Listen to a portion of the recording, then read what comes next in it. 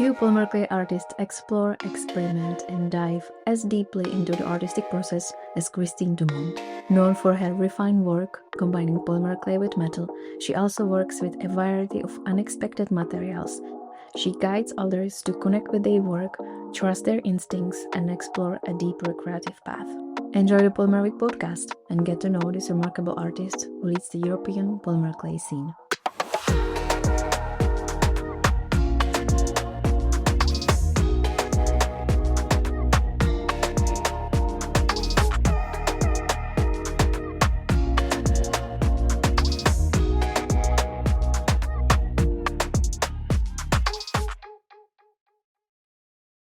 Well, welcome to the Polymer Week podcast, Christine. Thank you. I hope you are having a nice day and that you are looking forward for the event. And thank you also for traveling here and for deciding to be here for the second time, because we actually met here like 365 days ago. Not really, but last year you came and enjoyed the event as an attendee, and now we have you as a teacher. And what is your class going to be about? Well, let me think. I'm trying something a bit different this year, and basically it's the first time I'm teaching this class. And I wanted to use polymer clay almost as a painting media in 3 dimensions. So what I'm going to ask my participants to do is try to think, first of all, about the effect of color first, and then translate that vision into a polymer piece. So the color impact is what comes first, and what we're going to do is paint a bouquet in 3 dimensions. And I guess there is also a mix of materials, right, that you've been working with? Yes, we're going to work with... maybe I should take you back. My specialty is actually special effects, if you want to call it that. But I like to make pieces with polymer clay, which requires the viewer to say, what's happening here? What is it? I'm not trying to imitate existing materials, but I'm trying to create new types of material that takes away from the polymer into something new. And for instance, they will be making a pot to start with, which is all furry. Texture is inviting, it's 3-dimensional even, And we are using special chemicals and this chemical reaction that creates this furry feel. We are going to use paper that we are going to imbibe with liquid clay. And so we are going to have the flimsiness of paper, which is going to lighten the whole composition. And that's where we're going to really use color perhaps sometimes I feel polymer clay is difficult to manipulate to create color expressions like nuances. And so paper lends itself to that a bit more, and it's also translucent. So you keep the translucency, but it carries the color nuances that you're looking after. So we're going to look at how to use paper, which can be a fundamental contribution to your practice, because I'm using it in the way I'm using it, but it's highly adaptable to other kind of work, such as this one. And then I'm going to use ultralights in the aesthetic of the piece, not as a clay that is light and it becomes core, but on the surface, because the composition of ultralight is very intriguing. It's obviously starts with polymer clay, but it's got a material in it which I don't even know what it is, but it lends itself to creating this ethereal look of the piece. Yeah. So it's an exploration in materials at some deep level, but for people who are trying to be delving more into the aesthetics of things. They're going to learn new techniques and perhaps also new ways of looking at color. From what you are saying, it seems like your studio is a laboratory full of materials, chemicals. Where do you go for that knowledge when it comes to chemicals? Because that's another level of going really deep. Well, my life is full of regrets now. I've been studying all kinds of things, but the thing I should have studied was chemistry. Yeah. I hated chemistry in school. I thought it was really awful. And now I basically look at the world as a chemistry set. When I see interesting materials, I'm thinking, what would happen if in the interaction with polymer clay? And it's enriching my world. I am a materials girl. I like materials, which I never thought I was, because I always thought I was more of thinking in my head and less in touch with the physicality of the world. And that's why I'm so excited about art, because it puts you in touch with the world in which you live from so many different angles. So obviously you can look at your environment as a source of inspiration, but it's also a place where you can put your 2 feet in and connect physically with the world. And I think it's just marvelous. Yeah, well, I'm fascinating. I've always been fascinated by your artwork because you go 3D. That's what I really cherish. And I love the fact that you don't stay flat and you really think about the composition, the aspect of every single dimension in that way. But looking back at your pieces, was it always like that or was it continuously evolving? Well, my first jump into polymer clay was sculptural, and I don't know where that came from, but people who have sort of known me for a while are probably remember the hollow beads, which were spherical, and then it was the trumpet beads. And that sort of emerged out of my hands immediately. I never thought I could work any differently. It didn't occur to me. And then I became part of this polymer clay community, and much of the work was flat. And of course, the work, it's a completely different way of thinking. Sculptural work is work that you feel in your body. It's almost like it comes from a different center. It's your body that engages with the work. Flat work, to me, engages more your brain, because flat work has trouble coming off the ground. Why? Because the light shines on it in a uniform fashion, whereas as soon as you curve the surface, the light reflects differently. And so if you had a color, a solid color, just by curving it, suddenly it comes alive. Yeah. But it took me a long time to understand that. Sometimes I'm very, it was very slow and I could not understand why my flat pieces felt dead. And so to make a flat piece successful, to make a piece that's flat and turn it into a statement piece, it requires a lot of work, because you've got to work the color in, you've got to work the different shapes. You have to put into this piece so much that it quickly becomes overworked. So if there is something that I can communicate to the audience, is quickly learn to curve your pieces.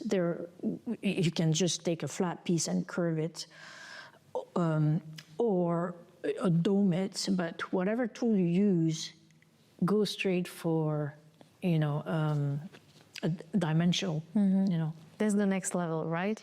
From going flat. And when it comes to the construction pieces, because your pieces are full of different constructions and they are really clever when it comes to how the pieces are assembled or built and they fit together each other perfectly.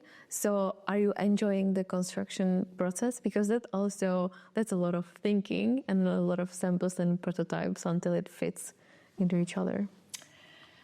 People often ask me, don't you want to get out of jewelry making and do murals? But I like the constraints that jewelry imposes on the work. It creates constraints and imperatives. The pieces have to hang together properly. A brooch has to make a statement, but it cannot be so physically heavy that your fabric is hanging, or an asymmetry is so attractive, but asymmetry has a way in a necklace of hanging the wrong way. So I like the engineering part of jewelry, and I love the interaction between the face and jewelry. And I tend to prefer brooches because they stand alone, right? And so you can kind of work on your own on the brooch without thinking about the face. But as soon as you create a necklace, suddenly the symmetry of the face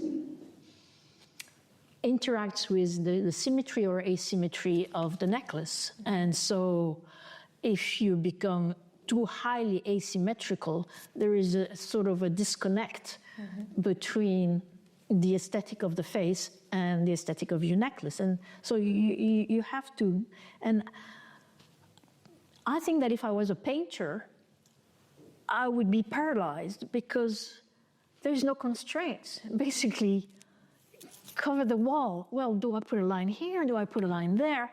Do I put where do I start? And then I wouldn't be able to even start. Whereas here, there are so many constraints that you've already got a starting point, and then you can just react against or for it.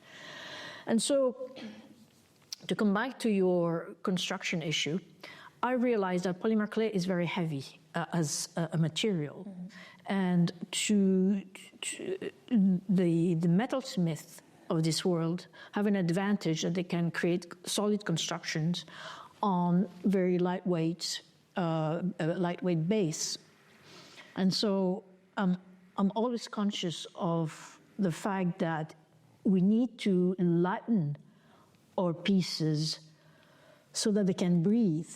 And so I'm always looking at how metalsmiths are doing things and how I can bring them into polymer clay without asking people to get into welding. And so I do use metal, but I tend to use base metals like aluminium, zinc, and stainless steel. Stainless steel is lovely, lovely when it works, but it's a bitch to cut, so. Yeah. So, and I think we need to learn ways of lightening our pieces because then they have a tendency to be quite heavy. And I don't think that's the best way to make the body shine, basically. So you embrace the challenge, right? You really like it. It's my middle name. I always like a challenge. Yes. What has been the most challenging part of working with polymer clay for you? Being constrained by false constraints. When I came to Polymer Week 2023, it was liberating because I think 3 of the teaching artists were using glue. I think I might have told you this story before. And I think that, and there is that glue in polymer clay is anathema. People say, oh, no, never. You should not be using glue. You should be using liquid clay. But, are you trying to serve sort of a self-imposed principle, or are you trying to make a wonderful piece? So it was so, I had been using my own glues, but I always felt that there was pushback. And then when people like Kathleen Dustin, Hyang, is that how you Hyang Kim? And I'm not sure who else was using. I don't know either who was the third one. Or, okay, that's enough.